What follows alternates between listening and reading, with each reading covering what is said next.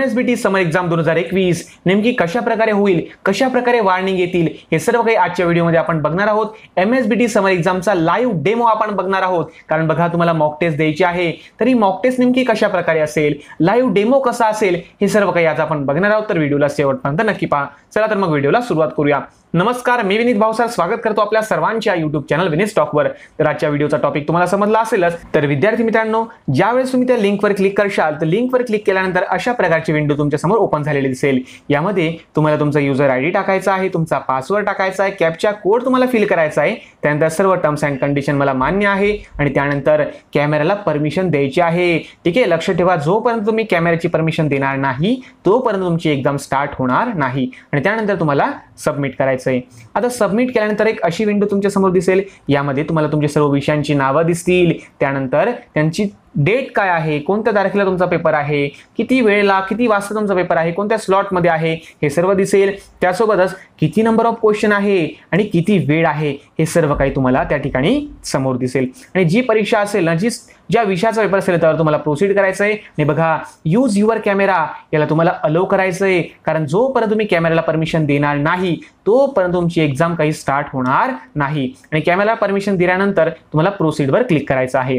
त्यानंतर एक refreshing window येईल आणि ती झाल्यानंतर तुम्हाला सर्वच्या सर्व इन्स्ट्रक्शन मी वाचलेले आहे आणि सर्व काही मला माहिती आहे असं सर्व वाचून आणि बघा इन्स्ट्रक्शन मी एक व्हिडिओ बनवलेला आहे, तो तुम्ही बघू शकता। तो त्यावर तुम्ही क्लिक करायचं आहे आणि स्टार्ट एक्झामवर तुम्हाला क्लिक करायचं आहे। क्लिक केल्यानंतर अशा प्रकारे तुमची एक्झाम तुम्हाला सुरू झालेली दिसेल। आणि बघा विद्यार्थी मित्रांनो, तुम्हाला क्वेश्चन वगैरे सर्व दिसेल। राईट साईडला तुम्हाला सर्वच्या सर्व क्वेश्चनची नंबरिंग दिसेल। तो क्वेश्चन तुम्हाला व्यवस्थित वाचायचा आहे। 4 ऑप्शन दिलेले असतील, त्यापैकी करेक्ट आन्सरवर तुम्हाला टिक करायचं आहे, त्याच्यावर तुम्हाला क्लिक करायचं आहे आणि क्लिक केल्यानंतर सेव्ह अँड नेक्स्ट बटनवर क्लिक करायचं आहे। म्हणजे तुमचं प्रश्नाचं दिलेलं उत्तर हे सेव्ह होऊन जाईल। म्हणजे काय करायचं आहे बघा, सिंपलची गोष्ट आहे। काही विद्यार्थी उत्तर देताना डायरेक्ट पुढच्या क्वेश्चनवर वळता, तसं केलं तरी चालेल, पण कसं आहे सेव्ह अँड नेक्स्ट केलं म्हणजे टेन्शन राहत नाही। तुम्हाला सेव्ह अँड नेक्स्ट वर दरवेळेस क्लिक करत राहायचं आहे। उत्तर दिलं ना की लगेच सेव्ह अँड नेक्स्ट वर क्लिक करून टाकायचं आणि लगेच आपण पुढच्या क्वेश्चनवर आपण जाऊ शकता। तर अशा प्रकारे तुम्हाला समजलं असेलच की कशा प्रकारे तुम्हाला क्वेश्चनचे आन्सर द्यायचे आहे। आणि जर समजा एखाद्या क्वेश्चनचा आन्सर तुम्हाला थोडंसं कन्फर्म नाहीये, तुम्ही समजा उत्तर वगैरे दिलं बरोबर आहे आणि तुम्हाला कन्फर्म नाहीये, तर तुम्ही काय करू शकता माहिती का, टू बी रिव्ह्यू लेटर यावर तुम्ही क्लिक करू शकता। म्हणजे काय माहिती का, की सर्व क्वेश्चन सॉल्व्ह झाल्यानंतर तुम्हाला बघा हे निळ्या कलरचे बघा तुम्हाला दिसत असेल राईट साईडला, तो प्रश्न निळ्या कलरचा झालेला आहे। म्हणजे काय की ज्या क्वेश्चनचे उत्तर तुमचे कन्फर्म नसेल त्याला तुम्ही टू बी रिव्ह्यू लेटर म्हणजे मी सर्वात शेवटी याला पुन्हा एकदा बघेल याच्यावर तुम्ही क्लिक करून त्या प्रश्नाला वेगळ्या कलर कोडिंगने तुम्ही दाखवू शकता। ठीक आहे, आणि ज्या प्रश्नाचं उत्तर तुम्हाला येत नसेल तो सोडून द्या, पुढच्या क्वेश्चनवर तुम्ही जाऊ शकता आणि ज्या क्वेश्चनचं उत्तर तुम्ही दिलेलं नसेल त्यावर रेड कलर येऊन जाईल। ठीक आहे, बघा राईट साईड तुमचा टायमिंग स्लॉट दिलेला आहे, लेफ्ट साईडला तुमचं जे पण काही विषय वगैरे आहे त्या विषयाचं नाव तुम्हाला दिलेलं आहे। ठीक आहे, अशा पद्धतीने तुम्ही कोणत्याही क्वेश्चनवर डायरेक्टली जम्प करू शकता। असं नाही की तुम्ही ऑर्डरनुसारच जायला पाहिजे असं काही नाही, कोणत्याही क्वेश्चनवर तुम्ही टिक करा, त्याचं उत्तर द्या, पुन्हा अजून दुसऱ्या कोणत्या क्वेश्चनवर डायरेक्ट जम्प करू शकता, काही प्रॉब्लेम नाही। ठीक आहे, त्यानंतर बघा वेगवेगळे कलर कोडिंग तुम्हाला दिलेले आहे आणि या कलर कोडिंग मध्ये सर्वात महत्त्वाची गोष्ट बघा, रेड कलर म्हणजे काय, करंट क्वेश्चन, ज्या क्वेश्चनचं उत्तर सध्या तुम्ही देता किंवा नॉट अटेम्प्टेड।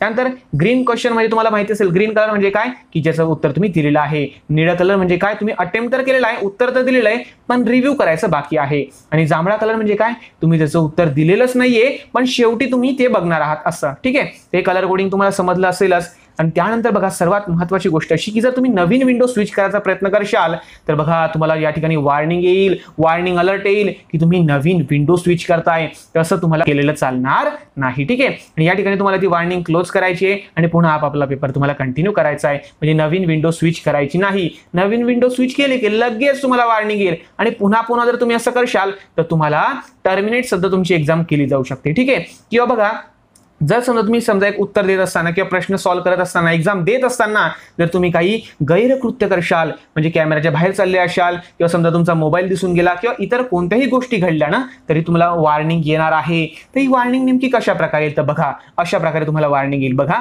आता या ठिकाणी काय झालं माहिती का, गैरकृत्य केलं बघा, यू आर प्रॉक्टेड बाय इन्व्हिजिलेटर, म्हणजे इन्व्हिजिलेटरचं लक्ष तुमच्याकडे आहे, लक्ष ठेवा, तो तुमच्याकडे पाहतोय। जर तुम्ही काही गैरकृत्य केलं की लगेच तो तुम्हाला काय करणार आहे, वॉर्निंग सेंड करणार आहे. ठीक आहे. आणि बघा या वॉर्निंग जर समजा जास्त झाल्या तर प्रॉब्लेम होऊ शकतो बरं.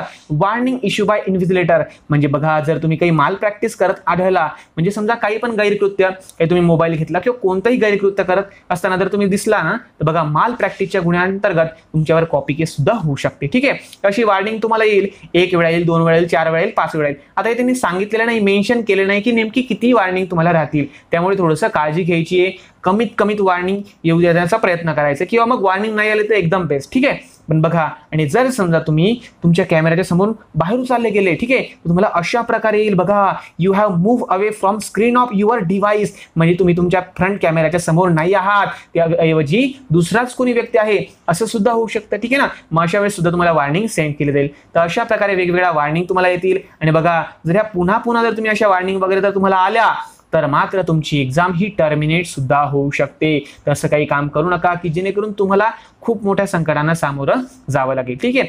तर 40व्या क्वेश्चनवर आल्यानंतर तुम्ही तुमची एक्झाम ही एंड करू शकता. एंड एक्झाम केल्यावर तुम्हाला दिसेल की तुम्ही किती क्वेश्चन सॉल्व्ह केलेले आहे, किती क्वेश्चन अटेम्प्ट करून तुमची रिव्ह्यू करायची बाकी, पुन्हा एकदा नजर मारायची बाकी आहे किंवा किती क्वेश्चन तुम्ही अटेम्प्टच केले नाहीये आणि रिव्ह्यू मध्ये सोडले म्हणजे ते तुम्हाला येत आहे. ठीक आहे. फक्त तुम्ही त्याला रिव्ह्यू करायसाठी सोडलेले. ठीक आहे. हे सर्व तुम्हाला बघायचं आहे. आणि जर तुम्हाला असं वाटलं की अरे आपले 2-4 क्वेश्चन तर अजून बाकी आहे मग पुन्हा तुम्हाला काय करायचंय गो बॅक टू एक्झाम वर क्लिक करून पुन्हा तुम्हाला एक्झाम वर यायचं आहे. सर्व क्वेश्चनची उत्तर तुम्हाला व्यवस्थित दिली की नंतर सर्व बघून किती तुम्ही अटेम्प्ट केले, किती अटेम्प्ट करायची बाकी आहे सर्व काही बघून जर तुम्हाला मान्य वगैरे असेल सर्व काही गोष्टी तर तुम्हाला एंड एक्झाम या रेड ब्लॉकवर तुम्हाला क्लिक करायचं आहे म्हणजे तुमची एक्झाम एंड होऊन जाईल. ठीक आहे. अशा प्रकारे तुम्हाला तुमची परीक्षा द्यायची आहे.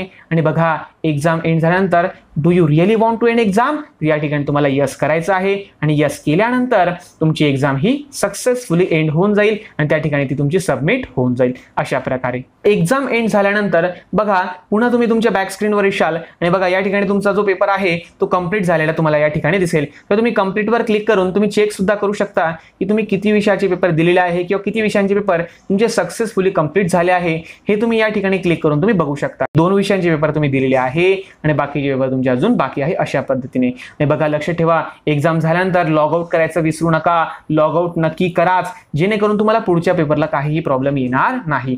तर अशा पद्धतीने तुमचं हे लाईव्ह एक्झामचं डेमो मी तुम्हाला सांगून दिलं की अशा प्रकारे तुमची एक्झाम असणार आहे. तर विद्यार्थी मित्रांनो आशा करतो की छोटासा तुम्हाला हा व्हिडिओ हेल्पफुल ठरला असेल. व्हिडिओ आवडला असेल तर व्हिडिओला एक लाईक करून द्या. चॅनलवर नवीन असाल तर चॅनलला सबस्क्राईब करून द्या. बेल आयकॉनवर प्रेस करून द्या जेणेकरून सर्व महत्त्वपूर्ण अपडेट तुम्हाला वेळोवेळी मिळत राहील. चला तर मग भेटूया पुढच्या नवीन व्हिडिओमध्ये. तोपर्यंत धन्यवाद. घरी राहा, सुरक्षित राहा, आपल्या आणि आपल्या परिवाराची काळजी घ्या.